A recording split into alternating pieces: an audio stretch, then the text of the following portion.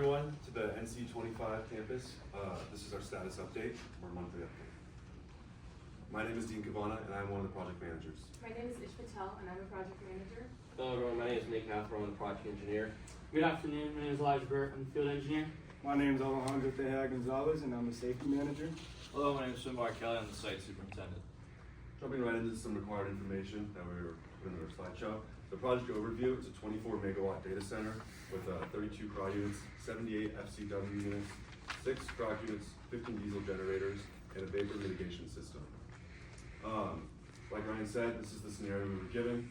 We work for Southland Industries as well as the judges, and today is a monthly project status update. Some of our deliverables, as well as our project agenda, we'll be going over the RFIs and the updated procurement plan, some email correspondence, the upcoming crane pick plan, the workforce planning updates, the updated estimates, as well as change orders, billings, project review summary, and last but not least, the curveballs. Jumping into procurement and the project documents. Pending RFIs. There are currently 5 pending RFIs on site, 1 in building F, and the remaining are in building D. All RFIs are requested to be returned within the earliest convenience with a prior return date 2 weeks from today on November 18th to mitigate cost and schedule impact. RFI number 32 deals with the DOAS 01 return air duct steel clash. This is located in building F on the roof level. We've come up with 2 potential solutions working with the design and engineering team, that being rerouting the return air duct to clear the support steel, or dealing with the curb, raising it, or changing the size to also mitigate that clash. RFI number 33, another clash. This one dealing with the FCU and carburetor junction boxes. Also, this one's located in building D, level 3. After reviewing the tech drawings and discussing with the construction coordinator and elevator contractor, that location is going to be moved so that clash can be solved. RFI number 34. This one deals with some CHW branches, also located in building D. This one's regarding a spec change. Hopefully the spec change can go through to approve the current fabrication to be used, so that extensive rework and spatial contradictions with other subs coming in and working that site can be mitigated to not affect the schedule or cost. RFI number 35 is dealing with linear slot diffusers. This was a question regarding the soffit being installed on the 3rd level. Also 2 potential solutions for this diffuser installation. We were thinking of maybe bringing up a soffit and installing it into the level 3 like it was done in the previous floors. And there's also some RCP coordination in the submittals explaining that the T-bar design in the roof could be potentially altered to serve the slot diffusers that need to be installed. Last RFI, this one was a little larger. RFI number 36 regarding chiller observations, also located in building D on the roof level. This RFI regards tapping into a sanitary line for the drainage of the condensate in the air-cooled chillers, with also placing the receptors in the best areas for those 30 air-cooled chillers on the roof there. Okay, now moving on to our equipment procurement. So let's start with the VFR units. We decided that we are going to switch the models from the A to the B. This is a newer model, and the only difference between these 2 is the standards that they are tested. The old model is tested with the 2014 standard, and the new one is with the 2023 standard. We might need to put in a change order in order to change the specifications for this, but mechanically both units are the same. Moving on to our HVAC and mini split units, we needed to change manufacturers because the lead times were too long. We switched manufacturers from Train manufacturing to Mitsubishi manufacturing, and now our lead times are 2 weeks. And our plumbing fixtures lead times increased from 6 to 14 weeks. Now for our water pumps, our lead time increased from 22 to 33 weeks, and this will be a risk for our clean and flush activities. And our AON units cost increased by $50,000 due to increased fabrication costs, and we have put in a change order that is currently pending for this. These are the drop dead dates for our heating pumps. the loop for DH310 and DH110 will be arriving on time for our drop dead date. Unfortunately, the pump for DH210 will not arrive on time. We will have to work with our team in order to figure out how to improve our schedule to accommodate this, or we will have to find a manufacturer that will have a shorter lead time for this. So now we'll get into some of the safety incidences that occurred and hazard mitigation. So we had 2 recent safety incidences that were brought to our attention. First, starting with the Great All incident that occurred outside of Building 5. And so this happened when a subcontractor was operating the equipment on uneven surfaces, as well as there was no proper barricading around the area of work. Now on the right, we have a near miss fire that occurred on level 3 of Building D. And this happened due to hot welding work that was not properly mitigated. There was no proper pre-task assessment to mitigate what eventually happened to be a fire. And so for the pre-task planning, we will go have more in-detail pre-task planning that will pick out hazards, as well as go through the area and see what could go wrong. For the fire, there was plastic that was near the work area, so in this case, the sparks that were uncontrolled flew into the plastic and created a fire. We will have more risk assessment and hazard control, mandatory dual verification for hazardous work, and large equipment spotters that, if need be, we will hire one more person to overlook all of this. Okay, so quickly just want to touch on some crane safety stuff before we get into lift plans. You can see on the bottom, we'll be stopping all construction roads on the site within the lifting radius. Also stopping all crews under the load areas, just so we don't want anyone underneath these loads while we're doing the crane work. We have some big cranes coming in to put the chillers on the roof along with the crawl units. So getting into the chiller crane plan first, you can see we'll be bringing the crane in through construction gate number 2. We'll be utilizing the lot for building number C to assemble the crane. We'll have plenty of room there for the crane pad. For the support crane, and assemble the boom and the counterweight. The crane will then track to pad number 1 and then to pad number 2, performing its lifts in each spot, and we'll have some flaggers for this as well. Into the actual lift plan, we have 30 lifts for the chillers. Starting on pad number 1, we have 18 lifts to do, working from the very back towards us, just so that we have people behind us, they can keep working, and we don't have to worry about putting things over their head. You can also see the dedicated area we have between the 2 radiuses for rigging. This is where all of our setup will be for the chillers, rigging, all that. Keeping all in the same place for pad number 1 and pad number 2. And finally, once everything's done, the crane will track from pad number 1 back through and come out the same way it came through. And here's just a quick look at what that'll look like with pad number 1 and pad number 2 with these cranes. For the crawl units, safety is the same thing. It's a much smaller crane, but still want to be emphasizing that. We'll be using a pre-made engineering scaffold on the outside to place the units on for level 3. They'll be then rolled into the building through the dedicated path we have on the right there. We've left some framing holes in the building to actually get these units through, as they're quite large, and then they'll be working from the back towards the entrance again, so we can have crews work behind us. That way we're not clashing with anyone. And you can see some areas we have here. These units are a bit more complicated. They have stands and whatnot that need to be pre-assembled. So those green areas in those rooms, we'll have plenty of room to make those stands and get everything ready for delivery day. And then you can see the blue section there is the deck we'll be setting the units on the outside and then brought in on the rollers.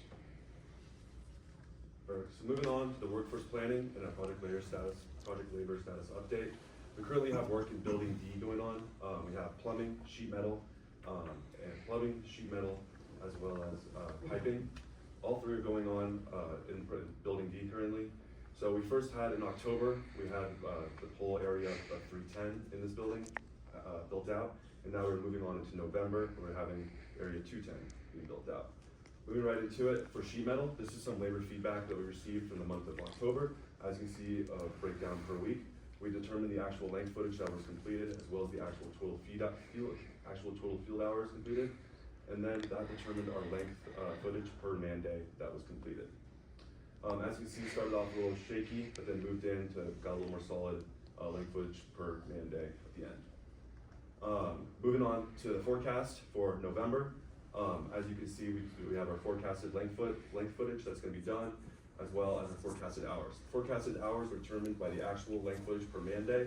This was done through an average of what the average length footage per man day that was already been done in the last month per our deliverable.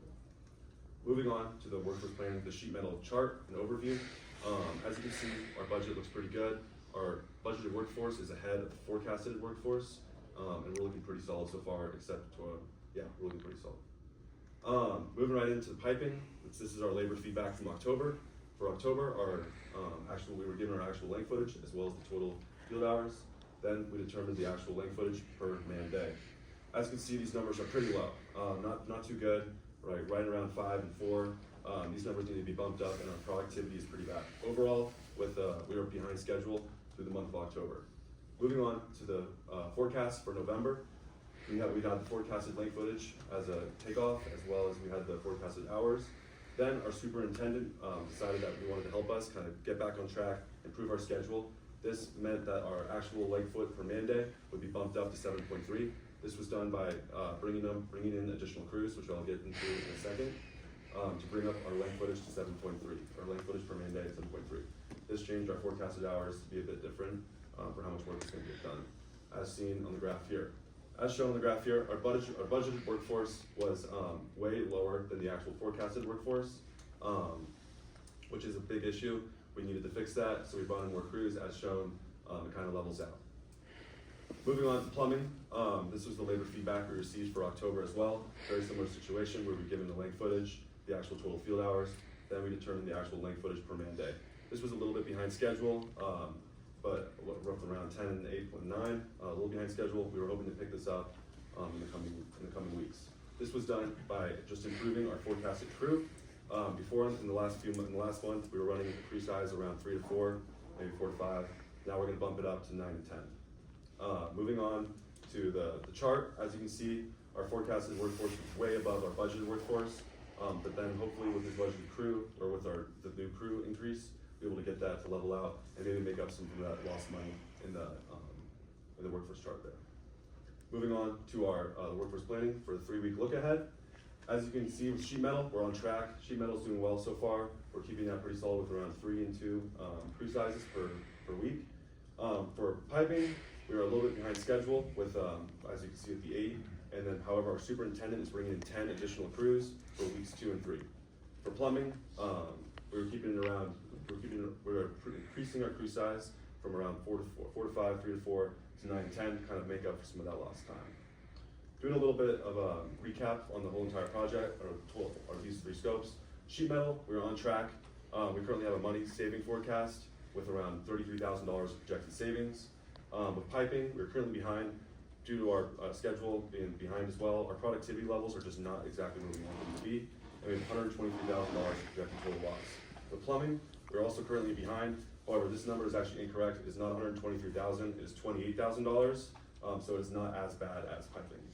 Our projected total loss is $118,000, which obviously is not good. Our schedule is behind, our productivity isn't too good. We're working with the superintendent to get these productivity levels back up. This might involve some shifts to be changed around and create a new phasing plan as well. Now diving into the project financial matrix. This will include both the change orders and the estimates. Starting off with the first change order that we received. We received this from the project manager of the general contractor, and this is in regard to the methane that was possibly mitigated at the beginning, with our bidding. We had a building inspector that came through and he confirmed this. So we had to create a quantity takeoff to create the pricing for all pipe fittings. So for the underground piping, it was pre-foliated piping, and we rose it up through the risers, put exhaust fans at the bottom, rised it all the way up to the top to get them out of the buildings when it was detected by the system. This resulted in around $348,000 that we had detected as a team. Moving on to the other change order that I received. With this, we got this from the senior project manager of the general contractor, and at the beginning of building F of what we had estimated as a team, we expected that we were going to need a cold shell. Working with the client and as well the general contractor, we bumped this up to now a basic HVAC unit. So this was going to need throughout this entire building, and this would include both mechanical and plumbing system pricing. This came out to a total around $840,000.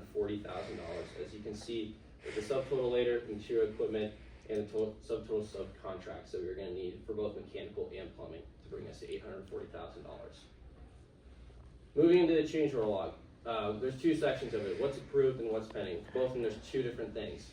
For what's approved, we have $50.6 million that was approved on February 16th, 2024 for construction funding, along with $570,000 for punch steel locations. This was also approved on September 27th, 2024. For now, what's pending? We have the two change orders that we received from the general contractor for building F and D, which was, with the two of them combined, being around $1.16 million. And each later on, the project manager will talk more about the procurement log change order that was submitted as well on November 4th. So just a quick project review summary. So our initial contract amount for our scope of work was $223,000, but it was soon bumped up a lot due to the approved change orders, which brought our projected final contract amount out to $54,000. This then cost to date ended us around 5.3 for right now in November, which is around 10% of the final cost. So bottom line, we're in a pretty neutral position with a couple of key risks.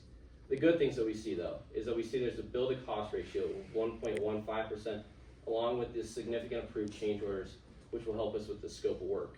The not so good, the low gross margin went around 9.09%. This is not ideal for such a high risk project, and we're hoping to bump that up with the change orders that we have right now. But the projected gross profit is $4.9 million for the month of November. Okay, now going back to our change orders, this is change order number 11. This is due to a price increase in the AON units due to increased fabrication costs. Our escalated cost off of the original equipment price is around $17,000, and the updated equipment cost from the original to the new is $50,000. Unfortunately, this does not cover the 3% escalation, and so we will need an additional amount of $32,000, and our change order amount requested is $36,900. Here's looking at our first curveball. As you can see, here's our original pick plan for the chillers. We were originally going to lift from the south and east sides of the building. After our sub came out and had a second look, he determined that we could not make that turn around the southwest corner or southeast corner of the building.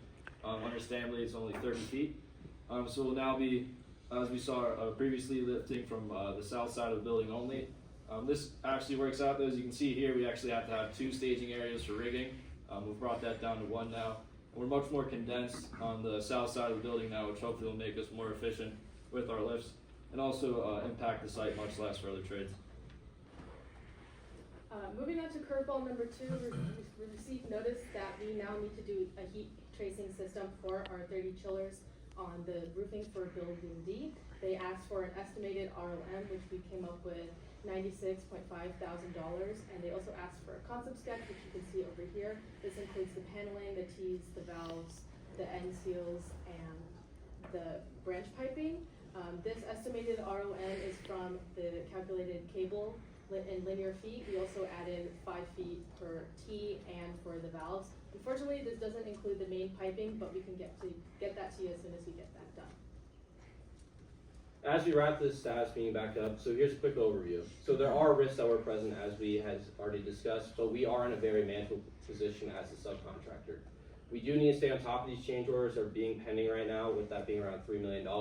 But if we are able to do this, we're going to be able to avoid those cost overruns. And if we keep monitoring these upcoming costs, we'll keep maintaining our profitability that we had already stated at $4.9 million. Thank you for listening to our meeting. Do you have any questions? A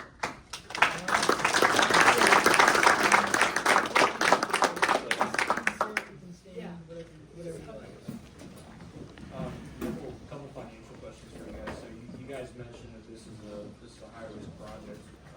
What makes you guys think that it's a high risk project from a financial perspective? Yeah, this is a high-risk project just due to a lot of the inflation that we're going to see throughout this upcoming year. As we know, in 2024, there's a lot of inflation that can come in. We're also going to run into a little bit of overtime costs to catch up from the scheduling impacts that we see for the piping and building.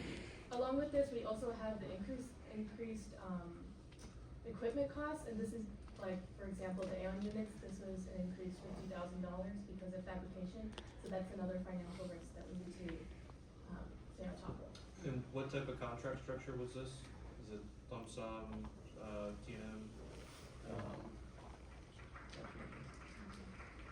think it's a CMAR, contract manager of this. Okay. What was the retention value in the contract? It was, Percentage? 13%, I believe, was the retention percentage. Okay. Could you go back to the slide, we had the sheet metal productivities? Yeah.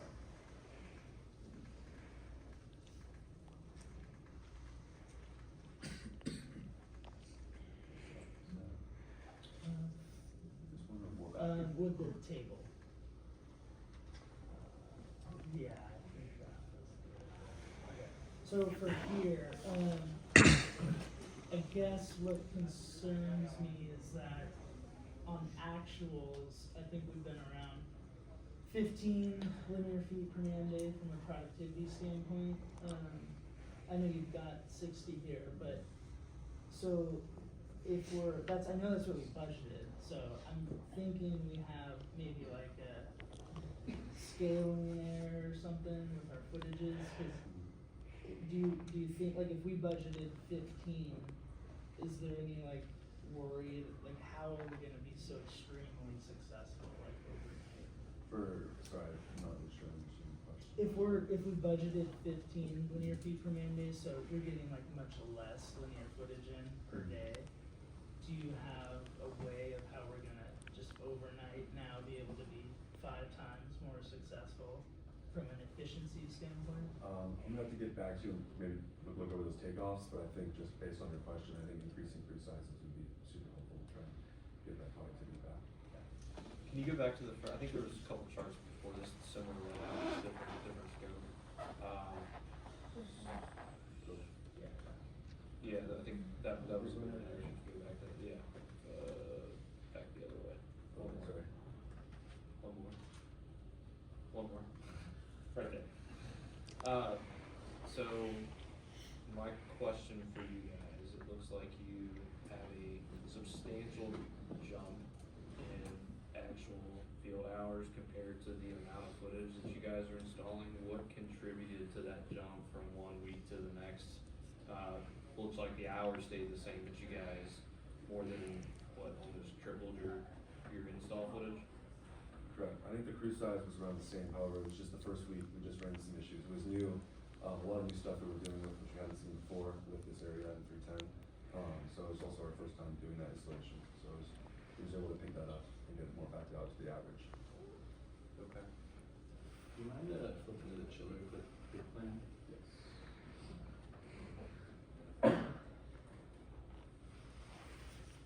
Have you guys thought about how you're gonna anchor the chillers down to the structural steel?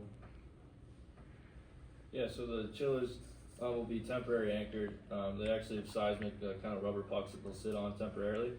And for now, those will be bolted with 4 bolts, 4 points either side. And then they'll actually come around and welded to those same frames at a later date. Are you planning on putting the isolators on before you pick it at the crane yard, or planning on doing it? There is field pre-assembly before the picking. As I see it, I believe it can be done on the roof. Would there be any preference between welding or through bolting those isolators? Definitely welding is more secure and preferable.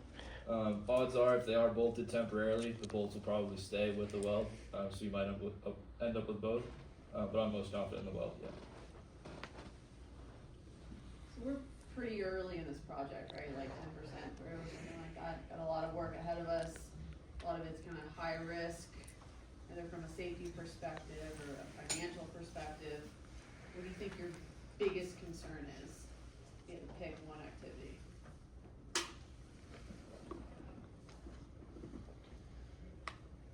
I would say, are you asking in regards to what activity, like which are you asking for, like the change orders, or are you asking for what Say, activities? like what keeps you up at night? The whole job. What are you the most worried about? You're like, we really got to plan this out and make sure that it goes smoothly.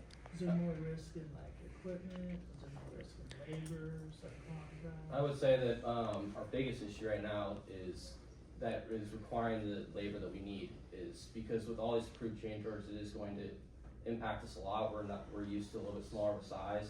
So I'd like to have, especially with that addition, that HVAC addition, it was a shell previously, and now changing that whole building to basic HVAC, that puts a lot of money, a lot of man hours, a lot of people on site that we weren't really expecting before, but that's probably one of the larger things that we're dealing with right now. There's no wrong answer to that question, just curious.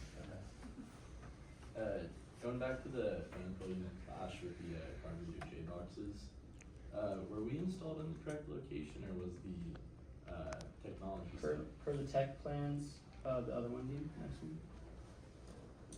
Per the plans, I believe the email said that it had already been installed there, but it did not make sense with where the SU fan coil unit backing needed to go. So it either needs to be raised up into the ceiling or put into another side of the room, and I think that's why the note states that the construction coordinator and the elevator contractor in that neighboring room right there are trying to figure out a better place for that electrical box to be put in place. Going back to the crawl-up plan, I may have missed this. What was the plan for staging of those units as you bring them in? We saw the sequence of how you were gonna bring them in, the flow. What's your staging plan? The one before, the same crane and staging area as the previous for the chiller units. They're much smaller, so they can be brought over one at a time. We'll be staged on the west wall of Building D, so we'll have a much smaller impact on the site as far as square footage. And they'll be brought in one at a time to that crane, and then brought up one at a time on that. We only want one unit on that scaffold at a time, just for weight reasons. So that'll be the plan on the ground then. Would it be possible to bring, try to set your lift up in a day and bring, all those units in and stage them in an area upstairs that's maybe open to staging, so that way you're not running a crane pick multiple days out of the week? I think it could definitely be done in one day, especially just with the amount of room, given where they are in their final destinations. If we can get them all in there and just sitting, we don't have to put them all in the same day, but we can definitely just get them Less up time off you the have to ground. move the crane, the better. Yeah. So. Plus risk. Could you bring up your heat tracing, pricing round?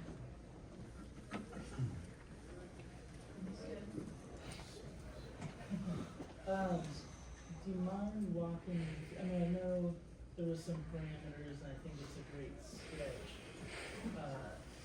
I'm just not sure, the pricing seems a little off, so maybe explain, like, is this for one chiller, is this for 30 chillers? No, this is for the 30 chillers. We didn't include the main piping, but we can give that to you.